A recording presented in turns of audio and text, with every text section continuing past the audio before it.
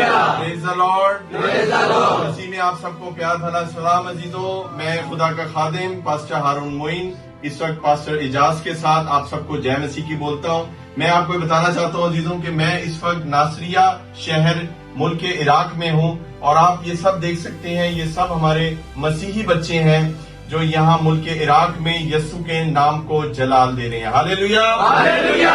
और इन बच्चों के अंदर आप सरगर्मी देख सकते हैं, पाखरू का जोर देख सकते हैं और इन्होंने अभी ताजा ताजा मन लिया है, खुदा का कलाम सुना है और ये पाखरू से भर गए हैं। Hallelujah, hallelujah. और हम यहाँ पर कल भी इबादत करेंगे। हमें अपनी दुआओं में याद रखें ताकि खुदा की निजात का काम अच्छे से हो सके। Hallelujah, hallelujah. नारा मारेंगे, यस्सु जैसा कोई नहीं, यस्सु जैसा कोई नहीं। हालेलुया, हालेलुया, आमीन, आमीन।